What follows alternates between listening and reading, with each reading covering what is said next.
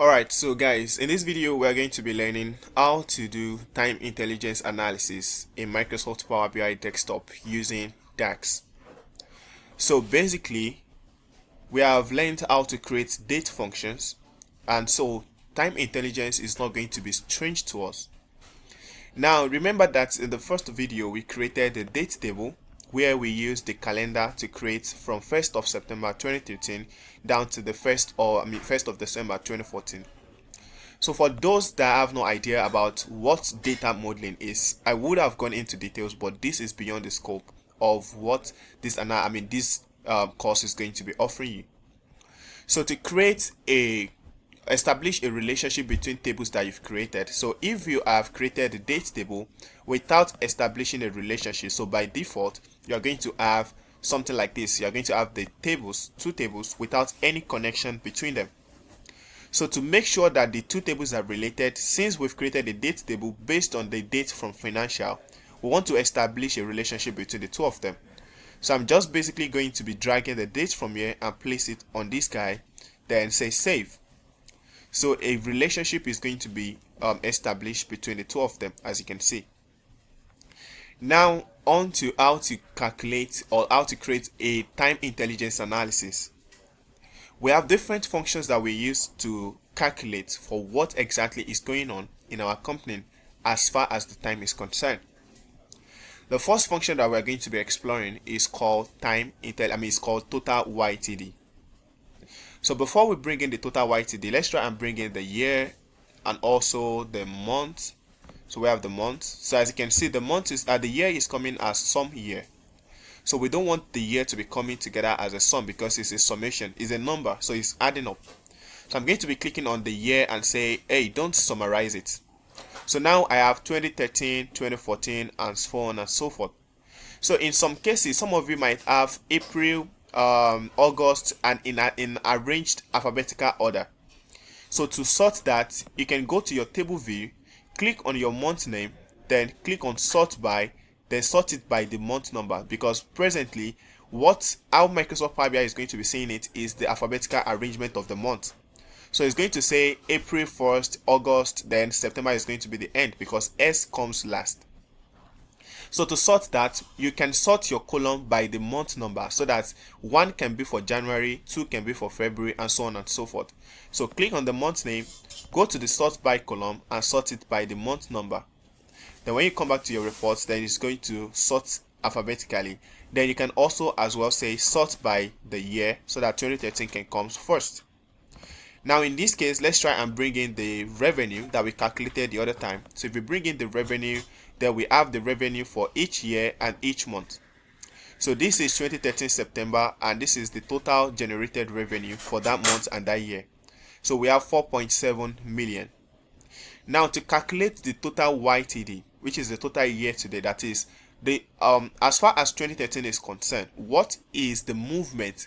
How can we track what is the movement like as far as the growth in the revenue is concerned? So we are going to create a new measure and call it total YTD. So if I say a total YTD, so total YTD, that is the total year to date, then the function is the same, total YTD. Then the expression is going to be the revenue. So we want to calculate the revenue year to date. So what date functions are we using? So the second argument is the date. So I'm using the date from the date table. So I'm going to be using date the same way that we did in the first video. So if I run this, then the year to date is going to be calculated based on the year. Now let me navigate to the total YTD. Oops, so the total YTD is calculating inside of the date table, which is not supposed to be. So I'm going to take that off. So you have to be careful when we are calculating our measures and make sure they are going directly inside the right table, because sometimes you can have discrepancy error. So I'm going to make sure it's on the financial, create a measure on the financial, then paste the formula. So if I run that, then I'm going to have the total YTD. So if I bring in the total YTD inside of the calculations, then I'm going to see basically. Now this is what it means. As you can see, we have in 2013 September, the company made 4.7 million in revenue, and the balance of the company as at that point, the end of the month, they still maintain the same balance. So in October, the company made 9.828 million. Then the total, so what we have here, the total YTD is basically what they had in previous month plus what they have in the present month or the current month. This is the total. Then in November, they made 8.1 million. Then it's going to add it together with the previous balance that they have, which is 22.7. Then in December 2013, they made 5.8 million. Then it's going to add the 5.8 million with the previous balance of 22.7 million, which is 28.5. Then you will notice that immediately it gets to 2014, then it is starting another calculation entirely, which is 7.3. So this is what the year to date is going to do. Calculate from the start of the year, what is the progress like across the months. Then when it gets to the end of the year, it gives you the total. Then the next year, you start another counting entirely. So this is one of the time intelligence functions that we're going to be trying out. Now let's see quarter to date. So how does quarter to date works when it comes to Power BI desktop and DAX? So inside of the date table, let me add a new column and call it the quarter. So I'm going to say quarter. So we have the quarter, then I'm going to say equals to quarter as usual. Then the date, so I'm going to be using the date function, so which is the date, close it up, then run it. So when I run it, I'm going to have 1 to 4 as usual. So 1, 2, 3, 3 means third quarter, 4 means fourth quarter, 1 to 4. But let's say in a situation whereby I want to add, my quarter, I want to add something to the quarter. So instead of having the quarter as 1, 2, 3, I want to have it as Q1, Q2, Q3. So I can simply concatenate the quarter. So I can say, hey, I want to add Q. I want to concatenate Q, and don't forget, we've made use of the ampersand before when we were working with the text functions. So I'm saying, hey, I want you to add Q to whatever that is coming out of here. So the Q plus 3 plus 4 and so on and so forth. Then I'm going to be having Q1, Q2, Q3 and so on like that. Now in this case, I'm going to bring in the quarter after the year, for example, because in hierarchical we have the Q, we have the year, then the quarter, then the month, before the week, before the day. So I have the Q, Q3, Q4, then Q1, Q2, Q3, Q4. Now let's calculate quarter to date. We've calculated the year to date. Now we are going to be looking at the QTD. So the total QTD equals total QTD, then the revenue as usual, the revenue, comma, then the date. So when we run this, then what will happen is that it's going to calculate based on the quarter and break it down for us.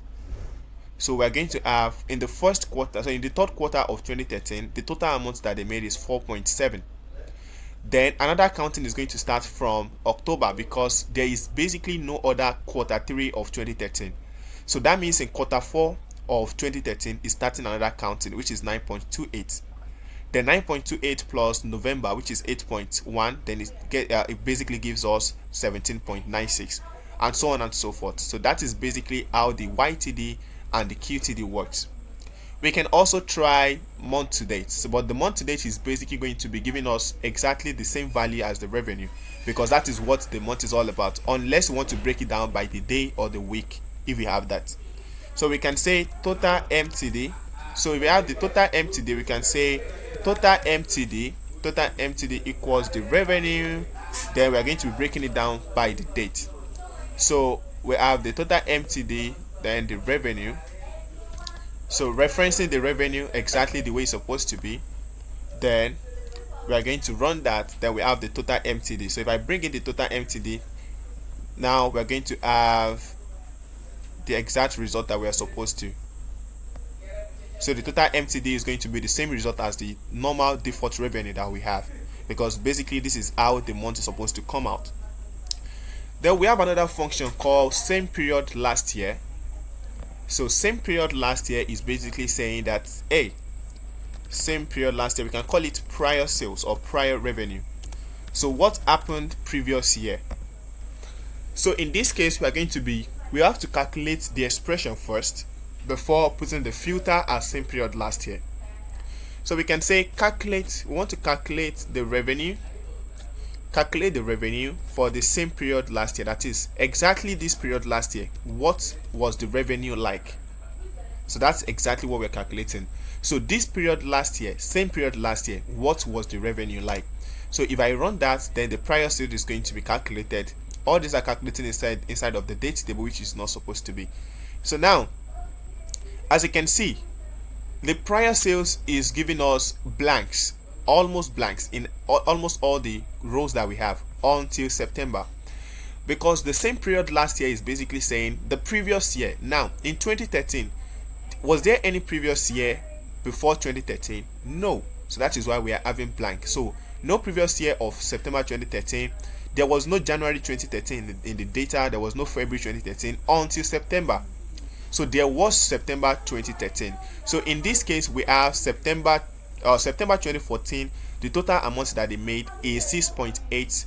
Then in this, like the previous month, that is the previous year, they made 4.729, which is the same result or the same value that we have here, and the same for the October, for November, and for December. We can also calculate for the previous month. We have a lot of them that we can try out. So we can say for the previous month. So all of this can be used to calculate the month over month change, year over year change, and so on and so forth. So we can say calculate, as usual, calculate the revenue, then comma previous month. We have previous month, previous year, previous day, and so on and so forth. Different results that we can try out. So previous month, then put in the date like this. Then when we run this, it's going to calculate what exactly was going on in the previous month of our data. So now, as you can see, the 1st September does not have any value because there was no previous month. This data is starting from September 2013. Then by October, we've made 4.7.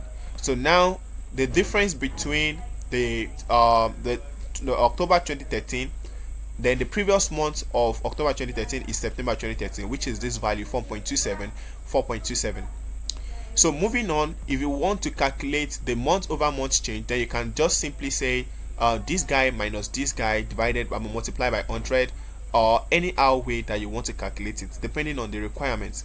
So based on this, you can calculate the year over year change, the month over month change, the quarter as well. So you can calculate the previous quarter, the previous day, and so on and so forth.